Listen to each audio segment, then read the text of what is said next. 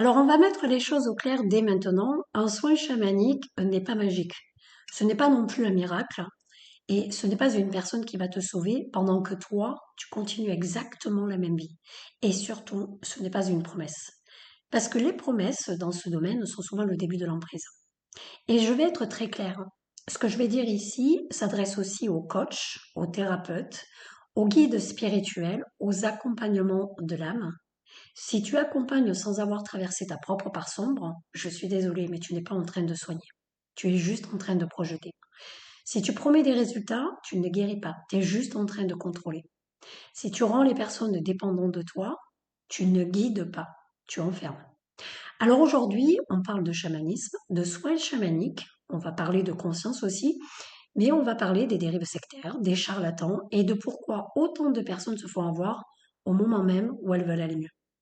Si tu cherches quelqu'un qui pense à ta place, bah écoute, cet épisode va fortement te déranger. Par contre, si tu veux reprendre ton pouvoir intérieur, alors écoute bien ce qui suit.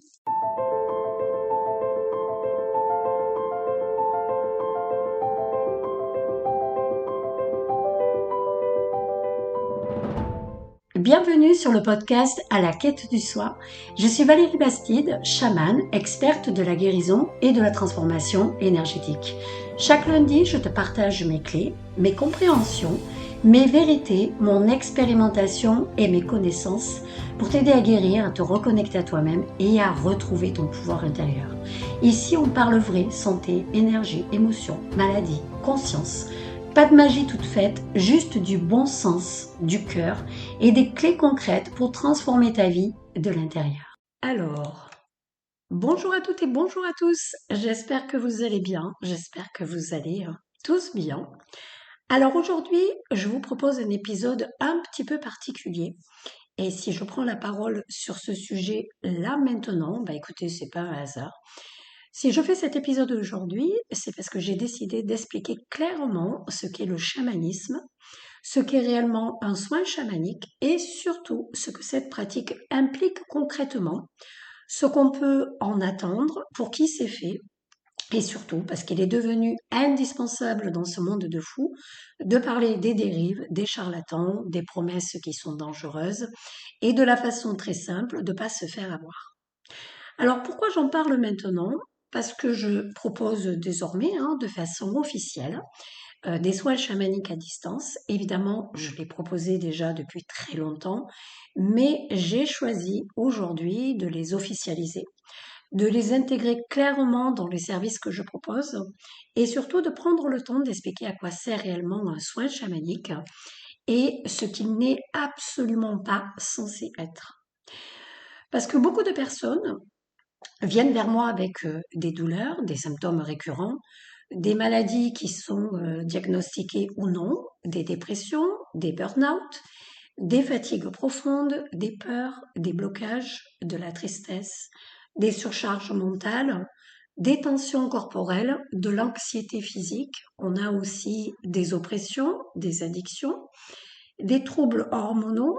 On a aussi des cycles qui sont difficiles, des grossesses qui n'aboutissent pas, des épuisements, des pertes d'élan, des pertes de joie, des sentiments de perte de direction, des maladies psychologiques, psychiatriques, des personnes qui sont enfermées dans leur propre corps, mais aussi avec une mauvaise gestion émotionnelle, des conflits familiaux, des schémas répétitifs, karmiques ou transgénérationnels, des déséquilibres qui touchent le corps, l'histoire personnelle, les émotions, la mémoire, la conscience, l'âme. On a des personnes qui ont des conflits avec leurs propres enfants, dans leur couple, dans leur sexualité, etc. Et dans tous ces cas-là, il est essentiel de comprendre ce qu'un soin chamanique peut réellement apporter et surtout ce qu'il ne te promet pas. Donc avant d'aller plus loin, il était donc indispensable pour moi de poser déjà un cadre clair qui va être simple et surtout honnête, puisque aujourd'hui, j'ai envie de remettre un petit peu l'église au milieu du village, parce que je pense que pour la plupart, vous le savez, le domaine du chamanisme, de l'énergie, du soin, du développement personnel et de la spiritualité, on trouve absolument de tout et aussi n'importe quoi. On est dans une ère où on pousse à l'éveil. Donc, d'autant plus être très vigilant. Parce qu'on va retrouver des promesses miraculeuses, des discours séduisants, des guides spirituels après 3 livres, 2 stages et une formation achetée sur Internet, des personnes qui se proclament chamanes, guérisseurs, thérapeutes, coachs de l'âme, et j'en passe.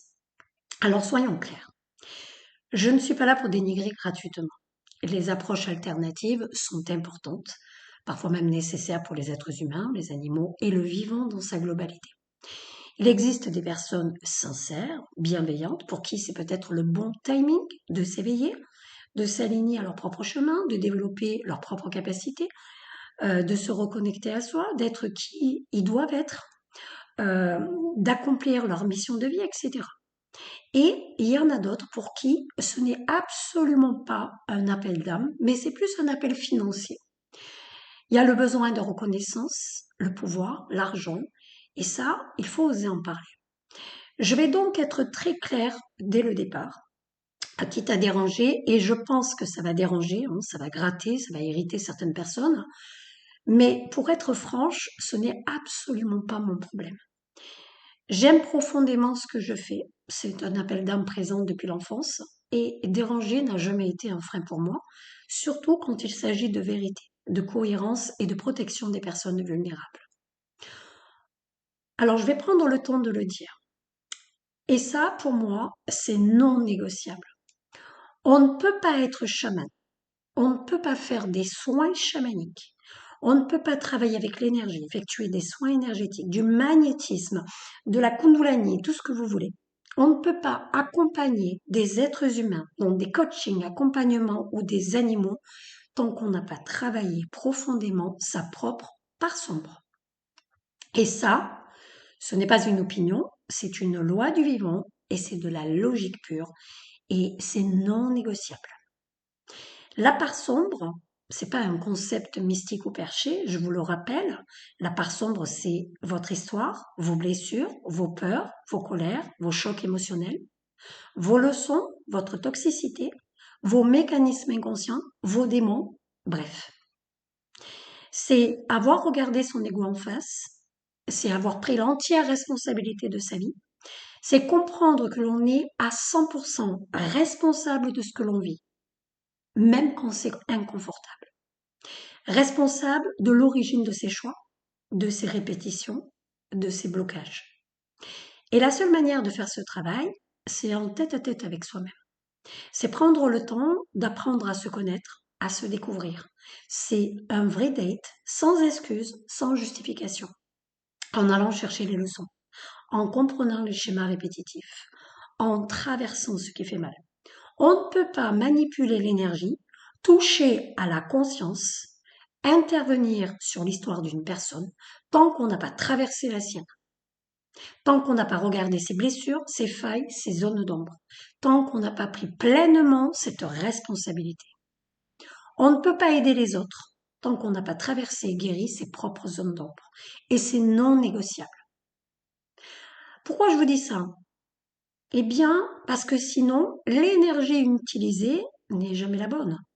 Soyons très concrets. Quand ce travail n'est pas fait, vous vous doutez bien que l'énergie, elle est polluée. Elle est polluée par l'ego, par le besoin de reconnaissance, par la domination, par le manque d'amour, par des blessures qui n'ont pas été guéries, par une réparation personnelle projetée sur l'autre. Et dans ces cas-là, vous n'êtes pas en train de soigner. On ne soigne pas. Il s'agit d'un transfert. On projette.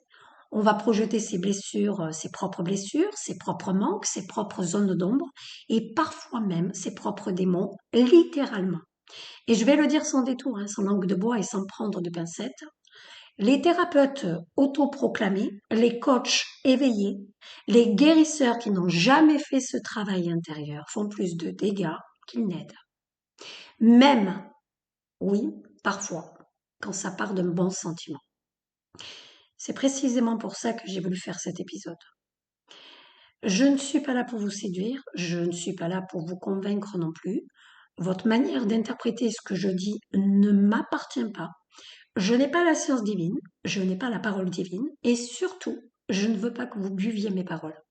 Parce qu'à partir du moment où on boit les paroles de quelqu'un, on s'est déjà perdu, on est déjà revenu dans la matrice. Mon rôle à moi, c'est d'expliquer Ça va être de poser des bases claires, d'apporter de la logique et aussi de protéger celles et ceux qui cherchent de l'aide. Parfois, dans des moments de grande vulnérabilité. Le but n'est pas que vous me croyiez, le but est que vous posiez les bonnes questions, enfin que vous vous posiez les bonnes questions, que vous alliez vérifier par vous-même, que vous fassiez vos propres recherches, c'est ça l'éveil, et que vous puissiez vous reconnecter à votre propre discernement. Alors avant de vous expliquer qu'est-ce qu'un soin chamanique, je vais dans un premier temps vous parler de moi, d'une capacité présente depuis l'enfance. Alors je vais faire une explication très brève. Depuis toute petite, je suis profondément connectée au vivant, hein, que ce soit à la nature, surtout aux animaux et aux plantes. J'étais cet enfant toujours dehors, hein, dans les bois, qu'il pleuve, qu'il vente, qu'il neige, à construire des cabanes. À 48 ans, je suis toujours attirée par les cabanes, toujours en train d'observer, observer ce qui se passait. Alors, par mes capacités, par mes ressentis, par mes sens, mais voilà, tout ce qui était aussi dans le subtil, à ressentir.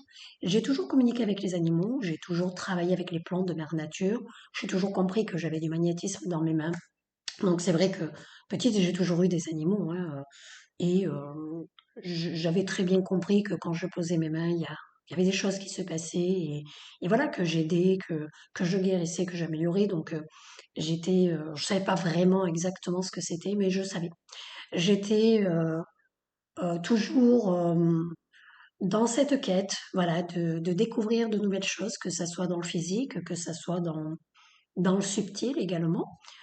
Euh, j'ai toujours communiqué avec mes animaux. Toujours, j'ai toujours eu un lien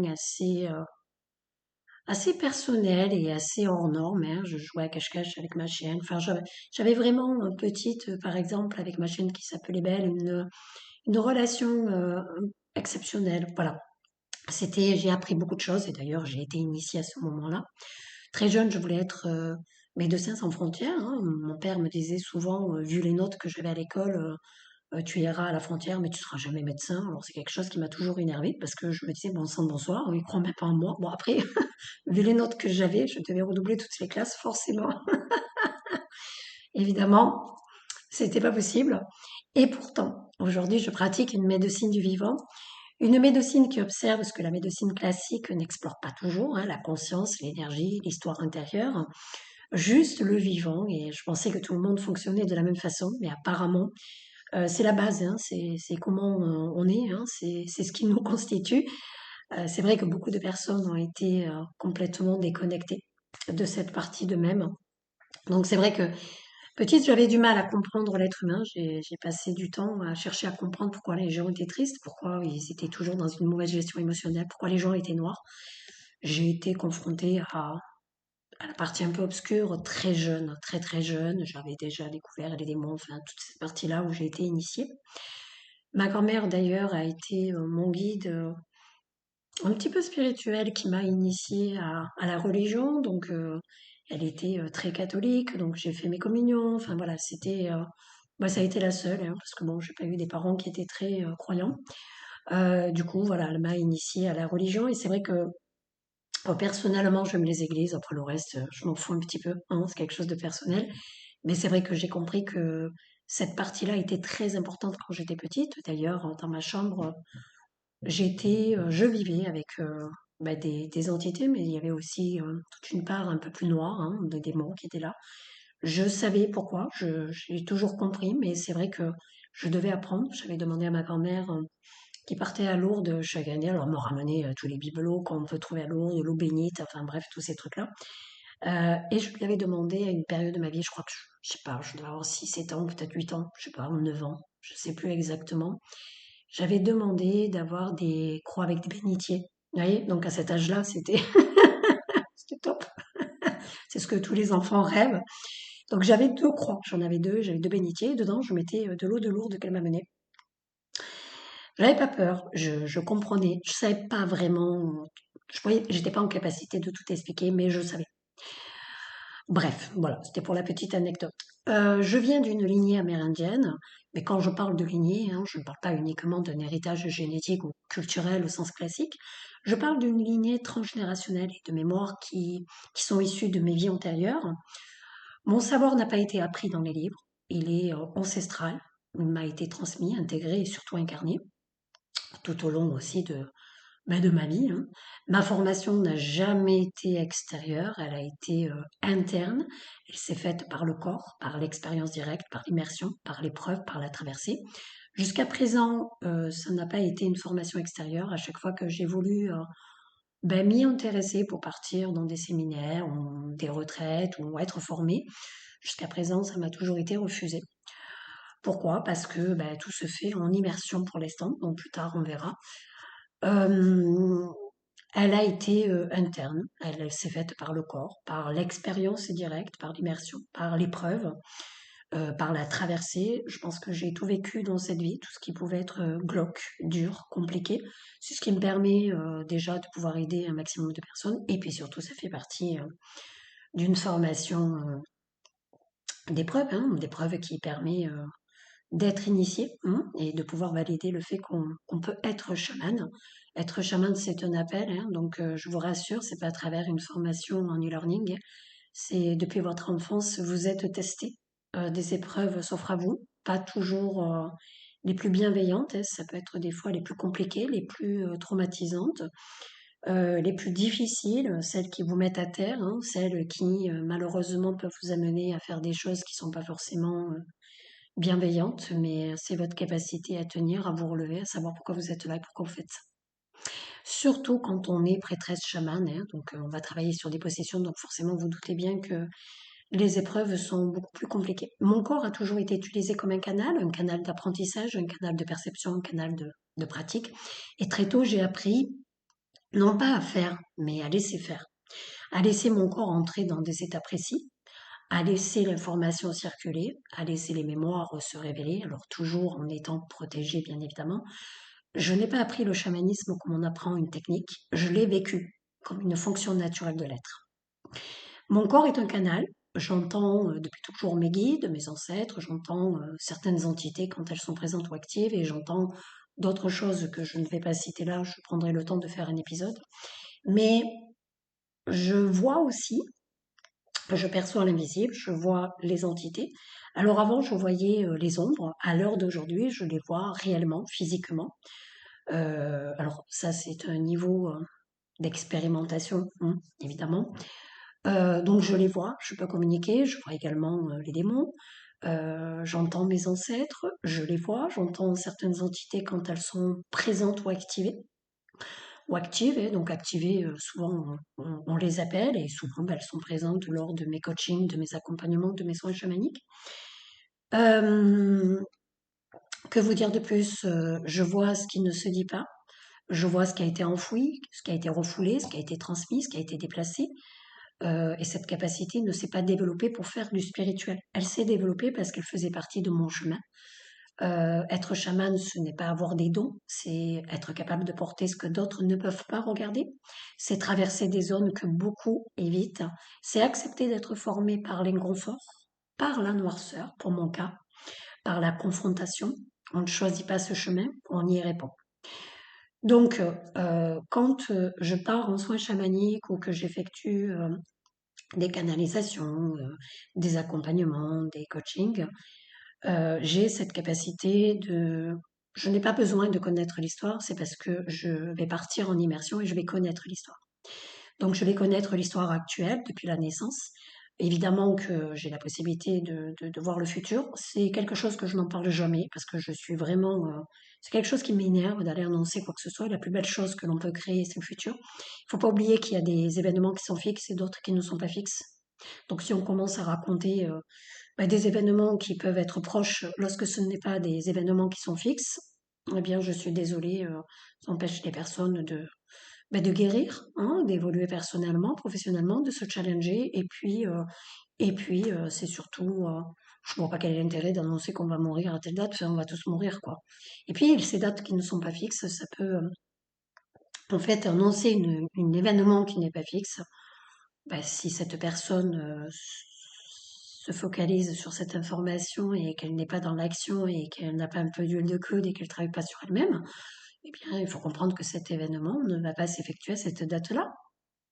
Voilà, cet événement va être repoussé jusqu'à que vous soyez prêt.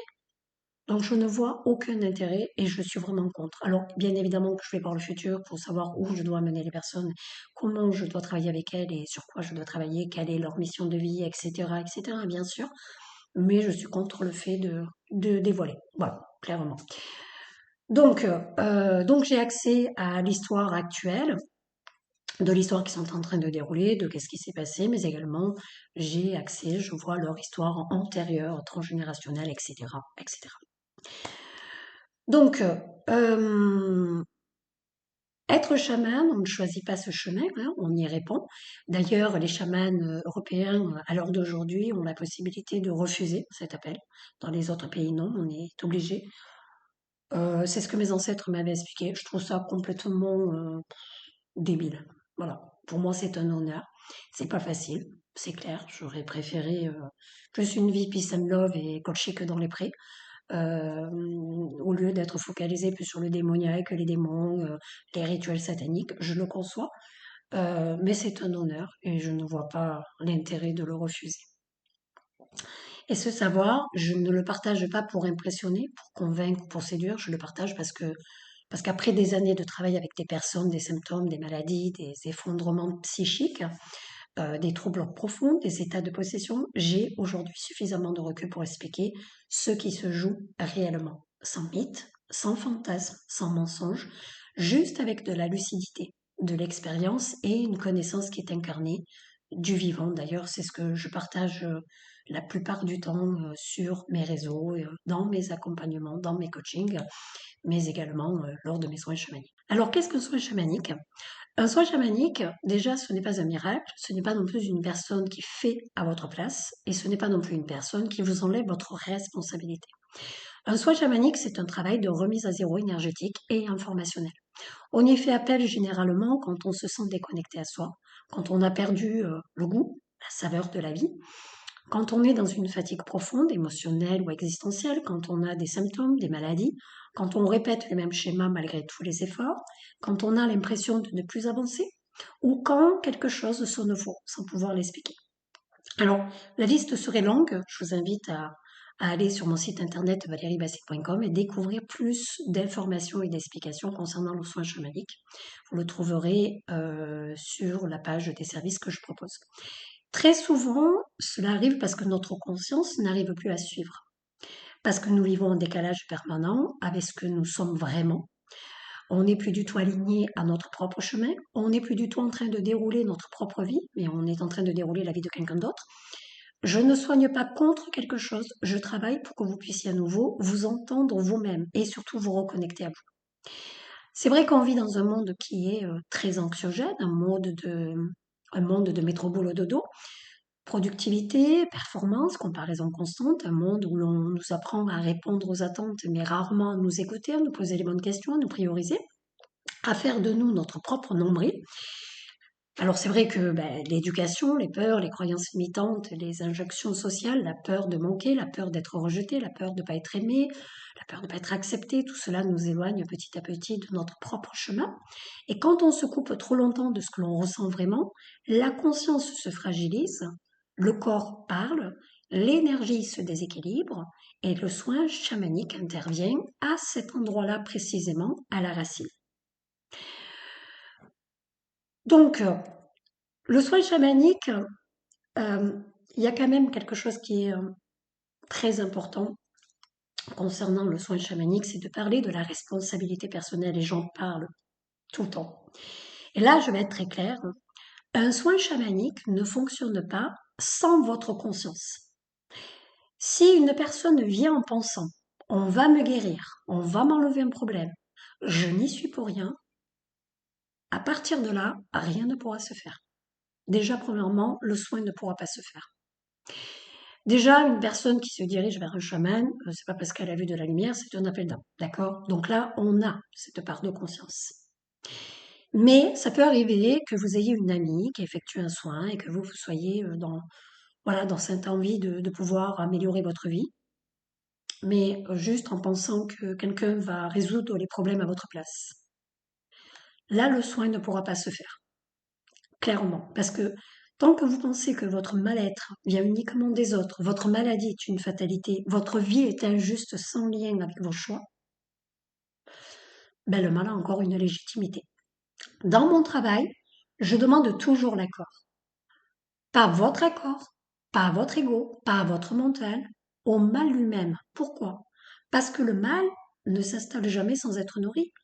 Vous l'avez nourri par la peur, par la colère, par la victimisation, par le fait de ne pas vous prioriser, par le refus de regarder en face, d'accepter la réalité, de prendre votre part de responsabilité. Quand la conscience reconnaît sa part, les portes peuvent se fermer. C'est à partir de là que le travail peut s'effectuer. Ensuite, concernant les possessions, j'ai fait des épisodes podcast, j'en ai fait 2, je vous invite à aller les écouter parce que c'est important de comprendre justement d'une mauvaise gestion émotionnelle, comment on peut en arriver là. Alors étant prêtresse chamanique, je travaille aussi bien évidemment sur les possessions, les entités, les emprises démoniaques, les influences lourdes, les magies noires, etc. Mais là aussi, on va être clair. J'en parle parce que je suis en train de parler de cette part de responsabilité et que je demande l'autorisation au mal. On n'est pas possédé du jour au lendemain. Une possession, c'est un processus. Premièrement, on a la fatigue émotionnelle, la mauvaise gestion émotionnelle. Deuxièmement, une perte de repère. Troisièmement, une baisse de conscience. Quatrièmement, ouverture de porte. Tout le monde peut rentrer. C'est open bar. Cinquièmement, une emprise progressive. Donc, on va voir dans un premier temps, je l'explique dans mes épisodes podcast que j'ai fait, il y en a 2. Dans un premier temps, ça va être des entités. Une entité ne vous amène jamais à vous mettre en danger. C'est des paroles qui vont pas être bienveillantes, d'accord? Mais d'une entité, si évidemment on n'apporte pas un peu plus de positivité dans sa vie et qu'on n'a pas cette prise de conscience de se dire il est temps de rebondir, oui, on va pouvoir basculer sur une autre étape. Et là, on va pouvoir démarrer des étapes où on va être impacté par un démon, par un deuxième, par un troisième, etc. Donc je ne vais pas rentrer dans le détail, j'ai fait des épisodes, je vous invite à les écouter, parce que c'est à la portée de tout le monde. Même si la personne ne change rien à sa façon de vivre, de penser, de se traiter, la porte se réouvrira. Donc s'il n'y a pas cette part de conscience, je ne vois pas quel est l'intérêt. Ce que change vraiment un soin chamanique, quand un soin est juste, il est aligné, la personne, déjà, premièrement, je vous l'ai dit, on va remettre les compteurs à zéro. Elle va se sentir peut-être fatiguée, une grande fatigue, puisqu'il y a un nettoyage qui a été effectué. Il va y avoir un apaisement profond, une clarté mentale retrouvée. On va se retrouver. Une sensation de revenir à soi.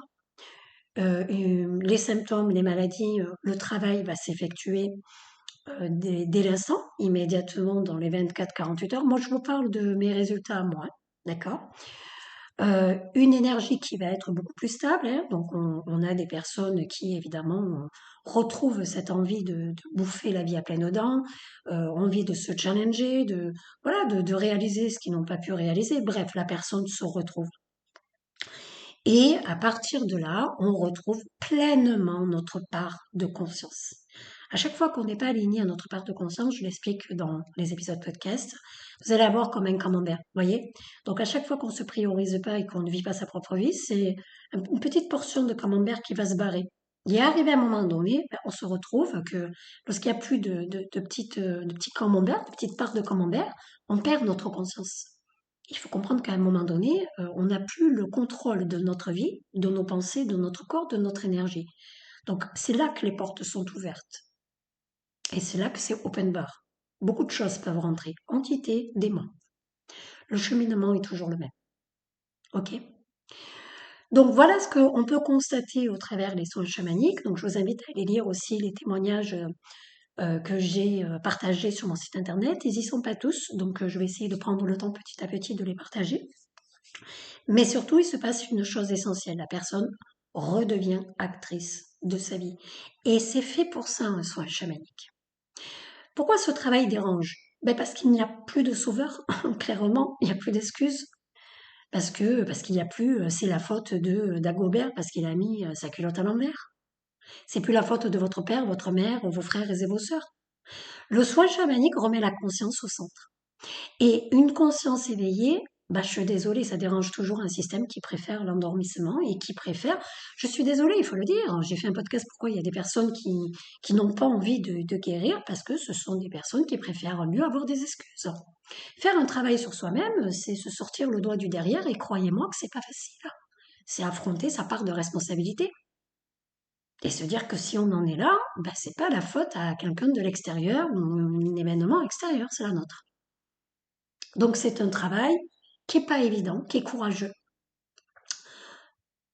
Pour revenir sur le fait pourquoi je demande l'autorisation au mal, je vais apporter un peu plus de compléments là, rapidement. C'est un point que peu de gens expliquent. Si quelque chose est là, je le redis, ce n'est jamais par hasard. Le mal est toujours nourri et ça prend du temps. C'est pour ça qu'il y a tout un process. D'accord. Un petit morceau de camembert, là, une part de camembert qui se barre, hop, des entités qui arrivent, très bien. On n'est pas positif, on n'a pas de déclic, on continue, hop, le corps va vous parler, des petits symptômes, hop, maladie, et à partir de là, on y est déjà. Hein. Voilà. Une maladie, on a nourri ce mal. Donc forcément, arrivé à un moment donné, il y a un résultat. Quand je vais dans les mondes, c'est dans le monde d'en bas que là, je vais demander l'accord. Alors dans le monde d'en bas, je prendrai plus le temps d'expliquer. Je vois plein d'âmes, donc plein d'âmes qui sont là. C'est ce que j'appelle le purgatoire. Hein. Le purgatoire, c'est là où les animaux, les humains vont pour prendre conscience des choses qu'ils ont fait. Alors des choses négatives, du mal, ça peut être des paroles. Hein. C'est pas forcément on a fait du mal, tuer quelqu'un, mais absolument pas. Mais c'est les leçons un petit peu qu'on n'a pas pris le temps d'observer. Et donc on est là, on est dans ce lieu de purgatoire. Et c'est ici que je vais rencontrer le mal et que je demande. C'est là que j'ai l'accord ou pas. Quand je n'ai pas l'accord, c'est que la personne n'a pas cette part de conscience. Ça m'est déjà arrivé de me retrouver face à une jeune fille qui avait un cancer. Et malheureusement, l'accord n'était pas là. L'accord n'était pas là, ça ne veut pas dire que la personne ne veut pas guérir, bien évidemment, mais c'est que il y a des fois on vit des choses, des situations où on n'a pas le choix, parce qu'on se retrouve avec des responsabilités très tôt. Et on ne se priorise pas parce qu'on ne peut pas se permettre de penser à son propre nombril, parce qu'on a d'autres personnes qui comptent sur nous. Donc à partir de là, on continue notre cheminement et on ne lâche pas prise parce que pour nous, on n'a pas le choix. Parce que si on baisse les bras, si on prend du temps pour se poser les bonnes questions, on se perd. Et c'est là qu'on se perd. Et donc, j'ai pas eu cette conscience et je n'ai absolument pu rien faire. Ça a été un échec parce que c'était une personne qui était très jeune. Et c'est comme ça. Et on ne peut pas sauver tout le monde parce que c'est un cheminement. Tout le monde gravit les échelons à ses prises de conscience, évolue, guérit, voilà, comprend ses leçons à son rythme. Et c'est OK, et c'est normal. Tant que la personne ne reconnaît pas sa part de responsabilité dans ce qu'elle vit, le mal a une légitimité. C'est là qu'on comprend que c'est pas notre ennemi. Alors attention, je suis pas en train de parler de satanique et compagnie, rituel satanique, démoniaque. On met de côté. Ok. On n'est pas du tout dans le même registre. Je parle simplement de la racine que vous allez nourrir. Donc, si vous n'avez pas cette conscience de vouloir guérir, vous sortir de cette situation, je ne dis pas que la plupart du temps les personnes ne savent pas comment faire, mais c'est juste se dire, j'ai envie d'évoluer et ok, je suis conscient que si je suis là, j'ai ma part de responsabilité. C'est juste ça qu'on a besoin. C'est juste ça. Mais évidemment, c'est pas simplement de le dire. C'est de le ressentir dans votre tribu parce que tout se passe là. La guérison est toujours un accord de conscience. Hein. Sans cela, il n'y a rien qui ne peut se passer. Et rien ne tient dans le temps. Le décor change, le mécanisme reste le même. Vous savez, j'aime bien dire ça parce que avant, on tombait dans la matrice médicale aveuglement. Aujourd'hui, on tombe dans la matrice spirituelle avec exactement les mêmes mécanismes psychologiques. Ce qui change, ce n'est pas la manipulation. Ce qui change, c'est l'emballage. Pourquoi les gens se font avoir? Pas parce qu'ils sont faibles, pas parce qu'ils sont naïfs, mais parce qu'ils sont en rupture avec eux-mêmes. Quand une personne va mal, quand elle est épuisée, quand elle souffre, quand elle a ce déclic intérieur qui lui dit je ne peux plus continuer comme ça. elle entre dans une phase très particulière. Elle est prête à changer. Cette personne est prête à changer, mais c'est vrai que la plupart du temps, les personnes ne savent pas comment. Et c'est exactement là que le piège se referme. À ce moment précis, la personne ne cherche pas une vérité. En fait, elle cherche un soulagement rapide. Elle va chercher une réponse claire, une direction, quelqu'un qui sait en fait. Et c'est là que les charlatans prospèrent. Parce qu'un charlatan, en fait, il va jamais être intéressé ni s'adresser à quelqu'un qui va bien. Il s'adresse à quelqu'un qui doute, à quelqu'un qui a mal, à quelqu'un qui est en perte de repère. Et surtout, il ne vous dira jamais je ne sais pas. Tu dois chercher par toi-même. Tu es responsable de ton chemin. Ça, ce sont des phrases qu'on doit entendre. Moi, je sais que les personnes que j'ai accompagnées, que j'ai soignées, qui sont en train d'écouter l'épisode, se diraient dis donc Valérie, je trouve que tu es très gentille parce que c'est pas du tout les termes que tu as eu. Nous avons reçu des coups de pied au cul et c'est tout à fait normal. Le but est de vous ramener à vous. Et ils vont vous dire exactement ce que votre système nerveux épuisé veut entendre. Je veux t'aider, je vais t'aider, je sais ce qui t'arrive, j'ai la solution. Si tu fais ce que je te dis, ça ira mieux. Voyez, ça il faut fuir parce que vous comprenez bien que ça ne vous permet pas de vous reconnecter à vous. Et là, il se passe quelque chose de très précis. La personne, en fait, elle déplace sa responsabilité. Elle passe de je dois comprendre ce qui se passe en moi à quelqu'un d'autre va comprendre pour moi. Ce glissement, il est subtil, hein, mais il est fondamental. À partir de là, on n'est plus dans un accompagnement, on est dans une délégation de conscience. Et plus une personne est en souffrance, plus elle est vulnérable à ce mécanisme. Pourquoi? Parce que quand on est épuisé, on ne cherche pas de la complexité, on cherche de la certitude. Sauf que la certitude est exactement ce que les charlatans vendent. Un charlatan ne nourrit jamais votre autonomie, il nourrit votre dépendance. Il fonctionne toujours selon les mêmes schémas, même si le discours change. Alors, comment procèdent les charlatans? Ce que je vais vous apporter, c'est juste de la logique, hein. Premièrement, ils se présentent comme au-dessus. Voilà, c'est un groupe d'initiés, c'est des élus, ils savent, ils voient, ils sentent mieux que vous. Votre intuition, elle devient secondaire et la leur devient centrale. Personne ne sait mieux que vous, ne voit plus que vous. On est juste là pour partager notre propre expérience. On est tous différents parce qu'on n'est pas tous sur le même niveau de conscience. C'est juste ça qui se passe. Donc peut-être que cette personne a peut-être le même parcours que vous et a déjà guéri. Donc il y a des choses qu'elle sait.